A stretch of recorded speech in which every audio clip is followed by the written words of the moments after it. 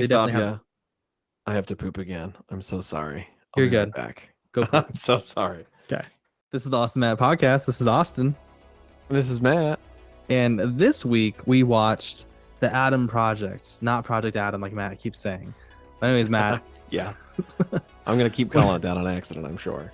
Probably. But Matt, what else did you watch this week? Okay, it's funny because I wrote 3 things down here, and they were all 3 things that I rewatched. So the first one was Drive, which I haven't seen in years and years and years. Still a great movie. Still really, really good. Still has like one of the most awesome soundtracks of any movie I've ever seen. I love the soundtrack for Drive. One horrible tragedy that actually happened. So stupid. I rented it on Google Play, and you have 48 hours to watch. And the next day, I didn't get the chance to watch any of it.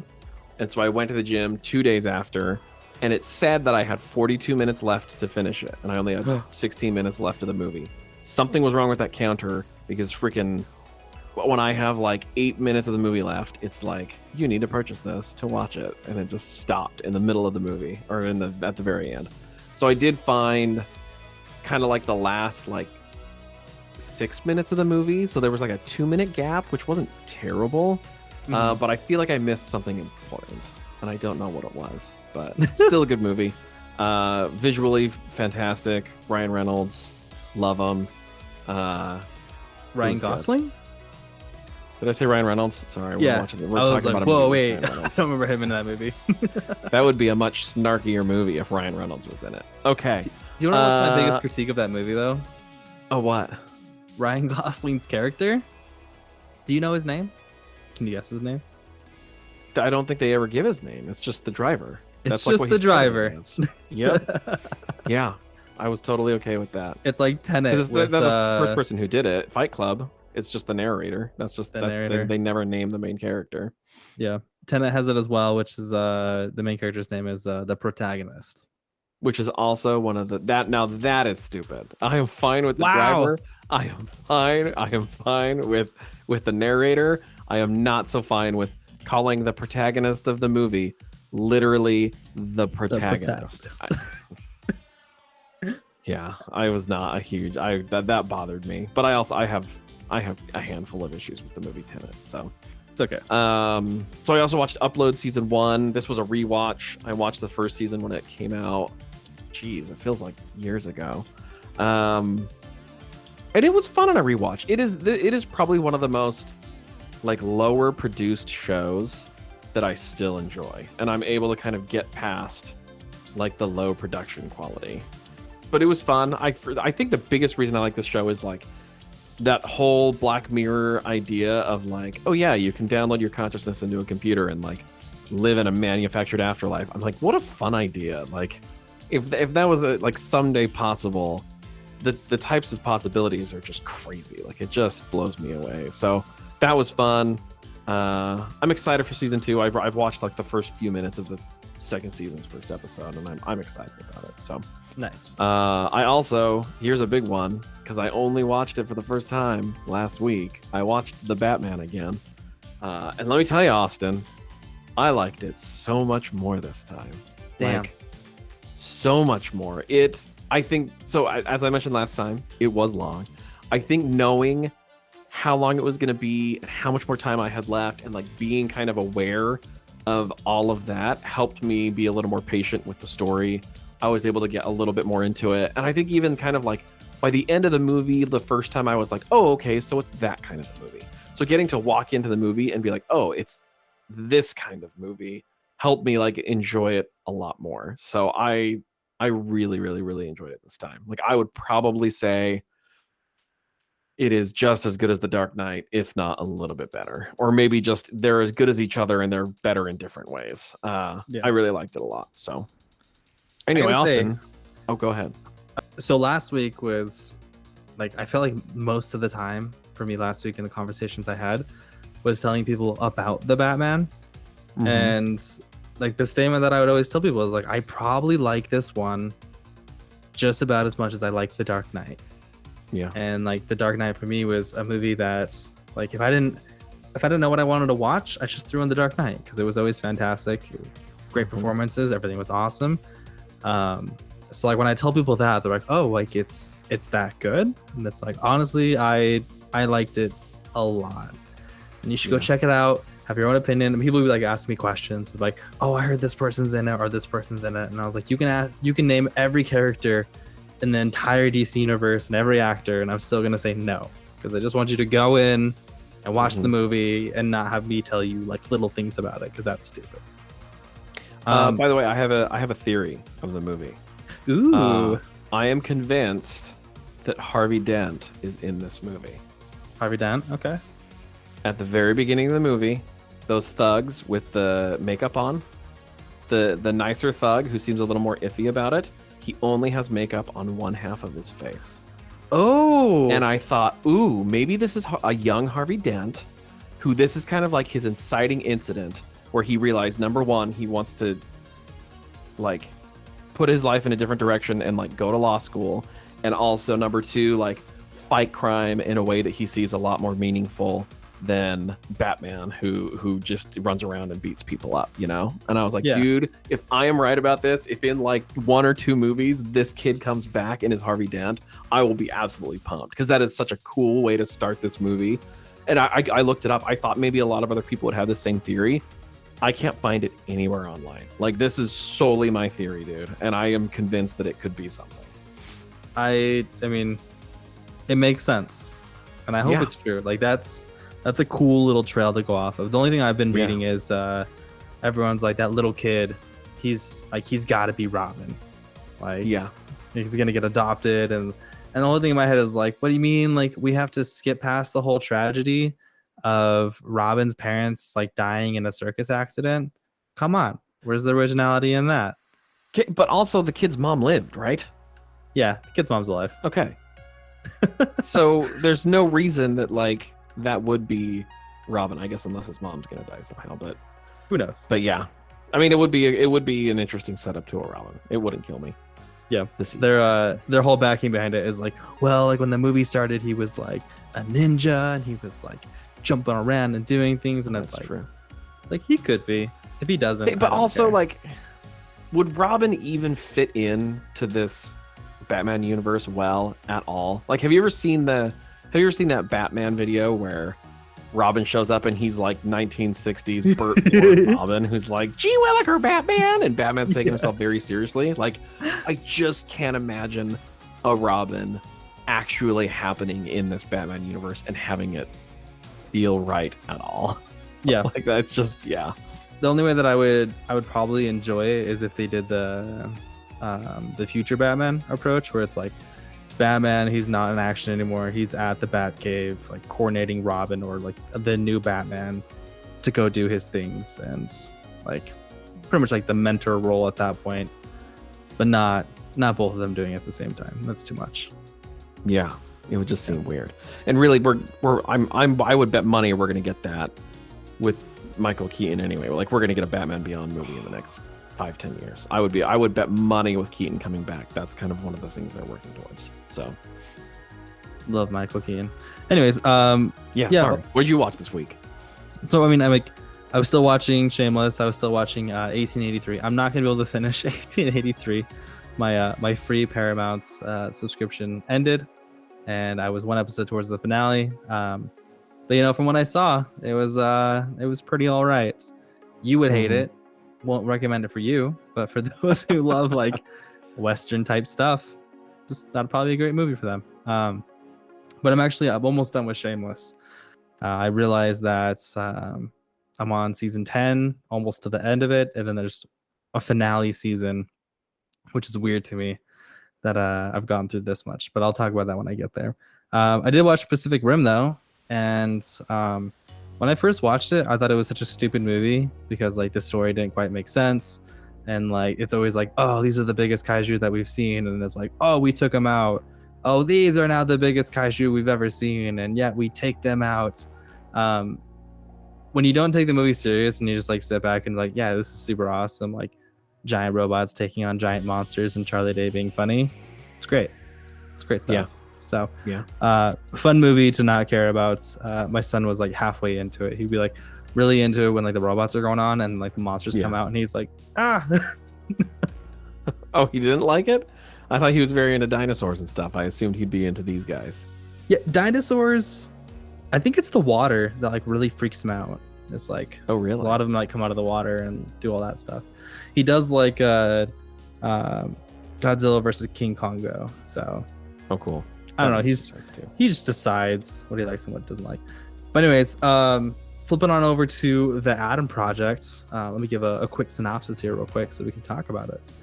After accidentally crash landing in the year 2022, time-traveling fighter pilot Adam Reed teams up with his 12-year-old self for a mission to save the future. Matt, what did you like about the Adam Project? Okay, I'm just gonna start off by saying like I freaking loved this movie. Like this was when I finished, I was like, that's like the best original Netflix movie. And let me back up a little because obviously I love things like The Power of the Dog. Like lots of times when Netflix is actually trying to like make like a serious like kind of awards contender drama, I tend to really like it. So I love like The Power of the Dog. This was the first like action adventure that I've seen from Netflix that I like really loved. I'm trying to remember. There's a lot that I think are a lot of fun but are like seriously flawed, like Bright and the I forget what it's called, the superhero pill one with Joseph Gordon-Levitt and Jamie Foxx. Power. Wait. Ton of fun. I thought it was Power too, so I think that's what it is. Is it Project Power? Maybe. But I only know because a YouTuber named Casey Neistat was it. That's the only reason I watched the movie actually. Casey Neistat was in that? Yeah, dude. I don't even remember seeing him. It's the part where Jamie Foxx's character like goes down to like see like a demonstration of the pill going to works, and there's like that glass cage, and there's a douchebag biker who's there with like his hot girlfriend. But yeah, that's Casey Neistat, and he gets his face slammed against the glass. That's starting to sound like vaguely familiar. But again, like there's these movies that Netflix have done that are these like action kind of adventure movies, and they're fun, but they lack a lot of depth, and they lack a lot of like emotion, I guess. And here's the Adam Project that like for me, it didn't like hit me in the gut or like make me cry or anything, but I got into it for sure. So I just loved it. I thought it was like a ton of fun. And again, it was Sean Levy. Sean Levy is the guy who directed Real Steel and most recently Free Guy. So he definitely knows how to take these concepts that are kind of stupid and kind of ridiculous and then still make them like a lot of fun with a lot of heart. And so I really enjoyed this. I really enjoyed the old Adam versus young Adam stuff. That kid is definitely convincingly looks a little bit like Ryan Reynolds and also convincingly like has that like kind of snarky, sarcastic attitude. Like he's able to deliver those one-liners in a way that's like, yes, I believe this kid could grow up to be Ryan Reynolds. And to see them like interacting with each other, and I definitely was like, man, if I had to go hang out with my 12-year-old self, I'd probably dislike him too, and also super duper make fun of him. So that I thought that was a lot of fun, and I enjoyed that. The action actually was a lot of fun. It wasn't like particularly well directed. It didn't do anything really like groundbreaking, but I've always thought about like action. My opinion has always been like, you can make some of the coolest action scenes that look amazing in the world, but if you don't care about what's going on, they're not that much fun.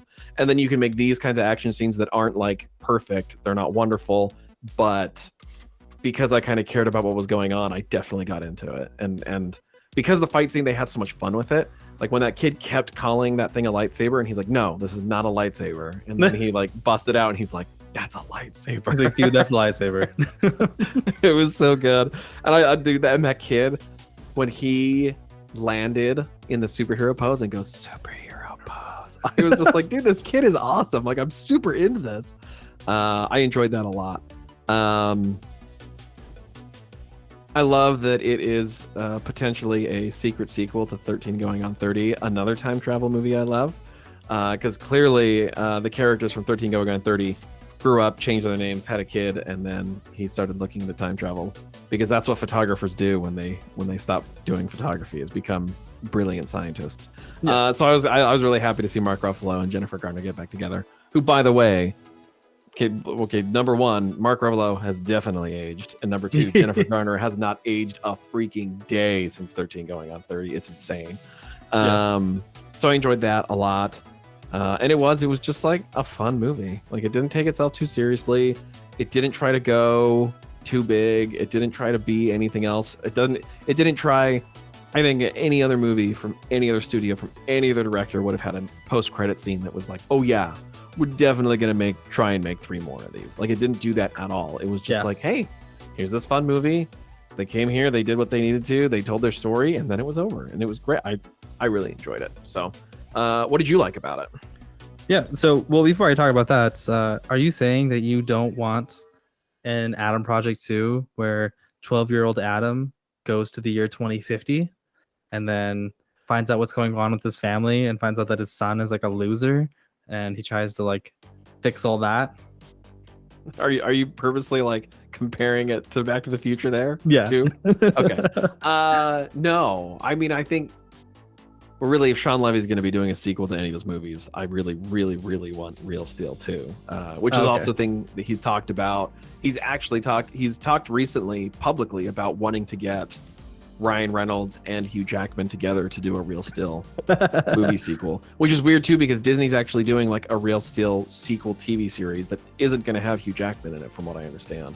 Oh. So Disney should just scrap that and give Sean Levy the means to do another Real Steel with Hugh Jackman and also Ryan Reynolds. So no, I think this movie is really good standalone. If there was a sequel and they really made like a compelling reason for there to be a sequel and a story that really works, I would be into it, of course. But no, this is not anything that I feel the need for.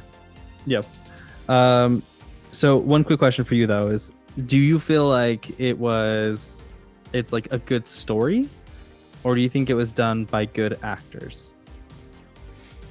I think the actors are definitely carrying the story here. Like, this was not an amazing story. This wasn't a great time travel story. It was just like a good fun time travel story that also like breaks the laws of time travel physics again and again and again and again and again. In like ways that didn't feel like. I love the movie. Have you seen Looper? Yeah, love Looper. Actually. I love that Looper isn't going too crazy with like the time travel paradoxes, but they also explain it away in a fun way where Bruce Willis says, like, we could sit in here all day like drawing diagrams with straws and pepper shakers, but we're not going to like waste our time on it.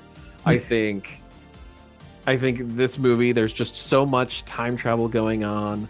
There's so much like, oh, now she's here. Oh, well, how would this affect the timeline? Oh, her younger self died and she disappears, but let's like not talk about the fact that all these crazy things are happening to Ryan Reynolds' younger self and it's not affecting him at all. One thought too as well, I do think there was maybe a hint that there had been a lot of time travel shenanigans even before like the timeline in this, because he mentions that he met her and like immediately knew, and it's like, okay, I think there was some time travel like going on that you weren't even aware of in the first place, because you knew even then, just like you knew at the end of this movie. But yeah, it's like everyone had like a spidey sense going on. But yeah, so real quick, just to the things that I did enjoy about it. This movie was like weirdly coping for, I mean, some of the parallels that they drew is like for that older adult who like lost their parent at the very like an early stage of their life, and they realized like, you know, like I kind of put like my one parent I had left through hell, and that probably wasn't fair of me to do so. The one comment where it's like, I think back to like how I treated mom and it makes me sick. And it's like, ooh, like that's a hard line to say. So just kind of like the coping moments where like even he goes into the bar and like he talks to his mom, and like best scene of the whole movie. I love that scene. Yeah, my wife was bawling during that whole scene. Oh yeah, just could not hold herself together. But then like to later on in the movie for Mark Ruffalo's character, where it's like the second he sees his kids, he says it later on, but like he knew that he's not going to be there, or he's not going to be part of their lives. So he kind of has like a little bit of panic, but it's like, it's not like you don't have to be perfect. You just have to kind of be there. And it's like, well, like what if I can't be there? What do I do? And then kind of working through those things. So although yes, this was time travel, they worked through some of those things, like, or like the theoretical questions where it's like, what if you could go back and tell yourself something in the past? What would you say? So they threw in a lot of those pieces, which I thought was pretty nice, instead of like, I can't talk to my mom or else I'm gonna like throw a paradox into the universe. Yeah. Or I can't stand up to my childhood bully. Oh, I'm gonna do it anyway. That was a fantastic scene. Throw him I was against the actually wall. really hoping we were gonna get something, some kind of like closure on that. Like I wanted to see Adam go to school and have this kid kind of give him a look like, oh, I'm like a little freaked out of this kid, but I don't know why. Like I would have loved to see something there other than that one moment. Yeah, just like even if it's like in like those closing moments of the movie, it's still funny. But yeah, so that's what I mean by like they didn't get caught up in like the whole time travel BS of things, where like they still kind of went back and did some things knowing that it's like, well, like it's already messed up as it is. So like what's the worst that we can do at this point? So that was really funny. The music that they included into the movie, can't remember actors or directors' names, but James Gunn, actually. Hey, look, I remembered one. He does a great job of like adding music to movies, and I feel like that's kind of like thrown in a little bit of like some other directors like, yeah, like we can have fun with this. Like the beginning of this movie really felt like a beginning to a Guardians of the Galaxy movie or like an Iron Man movie in a way. So, and it's crazy too that Catherine Keener, the lady he's talking to over the comms of the ship at the very beginning of the movie, I was sure was Scarlett Johansson, and then when she showed up, I was like, oh geez, no, it's Catherine Keener, because Ryan Reynolds, I'm pretty sure, was married to Scarlett Johansson. Like, they were both each other's first spouses. Yeah. So I thought that would be weird if she wasn't, but it turned out to not be her. So just the way how like they've been adding the music and the like Boston later on during like the one fight scene, they made it fun. They could have put like a very serious like score underneath it, but no, like they wanted to have fun with it. They wanted to remind themselves like this is a fun movie. And then going to the ending, I really did actually like the ending of where she shot the gun, but it ended up killing herself rather than killing anybody else.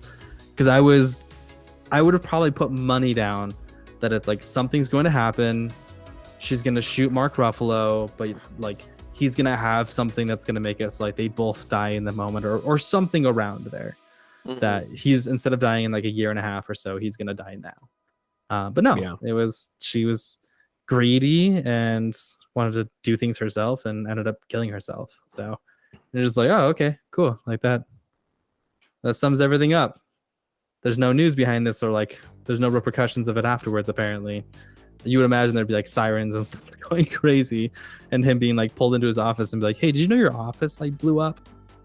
We also have security footage of you fighting time travelers. Yeah. It's like, hey, how come your son was there, but like he looks a little bit older. I don't remember him being that old. But yeah, that is the things that I like. This show.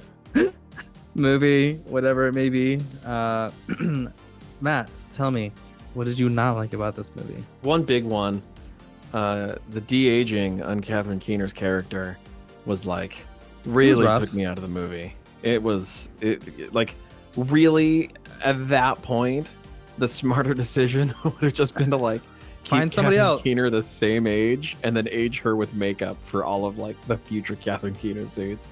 It just looked very weird. And I think one of the reasons they do that is because I'm willing to bet a massive portion of Netflix's audiences are watching movies on screen that are this big where it's not going to be as noticeable. So that's probably why. But my wife and I were watching it on our TV, and I was just like, "Oh, that is jarring. That looks very, very weird." So that was weird, and it was the same with the de-aging and like The Irishman and stuff, you know. So that was a little bit weird. I put too long here, but I was kidding. So really, I mean, that was pretty much it. Ryan Reynolds being Ryan Reynolds, like, it's so hard because I genuinely love Ryan Reynolds, and I love his snarkiness, and I love his little sarcastic sense of humor that he has. It's just that he has it like in every single movie, and it's just. I think we've talked about Ryan Reynolds before. I can't remember what movie it was, but I just feel like he definitely has the capacity to like stretch himself and do some interesting things, and he's just kind of like, I'll just be this guy in everything. So Yeah. like I just wish we could have been given a little bit more, is I guess is my complaint. But that's not much to complain about. Like I said, I really, really enjoyed this. What did you dislike, Austin? So you mentioned the combat earlier on. And as we were kind of like going through and watching the movie, like they're punching each other like really far, they're throwing each other, like they're doing like extra flips. And the thing that came to my head is like, is there like superpowers in the future? Because like this is like, I get we make the joke, Ryan Reynolds, he's ripped, but like he's not ripped enough to where he's gonna like punch somebody into the next, like into like a tree or something, or like he's not gonna get flipped 3 times by this guy who's missing half a face. Like that's not gonna happen. So when some of those things were coming on, where it's like there's no real explanation for like the extreme combat that was going on, I did like the parts where it's like they're sliding and then like they go off a little bit and they get touched by the lightsaber and they just evaporate. Like that's fine. Like there's like, yeah, people die weird from the future. It's like, yeah, that's all I need. But you don't have to be like, also they're really springy when they come back to time. So like when they get hit, they just like, like no. Yeah. We don't need that. I will say though, like one of my favorite scenes of like the future combat was when they were driving through the trees and he just like lets out the lightsaber and the tree just like takes out the guy. Very Star Warsy in my opinion. Yeah, and that was really funny to me. So yeah, that was fun. I didn't really have like that many dislikes for the movie. I thought it was fun. Thought it was fine. You mentioned Ryan Reynolds being Ryan Reynolds, which is fine. I get it. He doesn't get to a chance to. I don't think he gets to be anybody else anymore. I feel like it's going to be the same for like Robert Downey Jr. We haven't really seen him in anything outside of Iron Man, and I think it's because it's just we're going to get another Iron Man from it. So actually, here's my argument on that. So Robert Downey Jr. As you know, like struggled with, as I'm sure you know, he struggled with drugs. He kind of disappeared for a while because he was getting clean. And one of the first things that he was in that like garnered a lot of success was a movie called Kiss Kiss Bang Bang, which is directed by Shane Black, who, and have you seen Kiss Kiss Bang Bang? Yes. Okay, like Robert Downey Jr. does not play the coolest guy in the room, the smartest guy in the room. He is kind of a bumbling idiot a little bit. Yeah. I am willing to, and so he just recently signed on to do another project with Shane Black. I will bet money that we are going to get Robert Downey Jr. playing a little bit of a bumbling guy, and he's going to do good. And kind of further evidence of that is that Shane Black has another movie called The Other Guys with Ryan Reynolds, Ryan Gosling, and Russell Crowe. I own the movie. Yeah, it's so good. Yeah. Yes. And Ryan Gosling does not play Ryan Gosling type. He plays like a bumbling idiot again. So I'm willing to bet that is Robert Downey Jr. trying to get away from that Iron Man Sherlock persona a little bit. So yeah, that's my argument for that. But I understand exactly what you're saying. I do think in Free Guy, Ryan Reynolds was not. There was only a little bit of the Deadpool kind of sense of humor in there. Mostly he was playing like a very different kind of guy. He was playing like, oh, I'm like so new to this world and I'm a video game character and I'm very not the cheery, coolest, funniest guy in the room. Yeah. So I guess he does stretch himself, like now that I say that.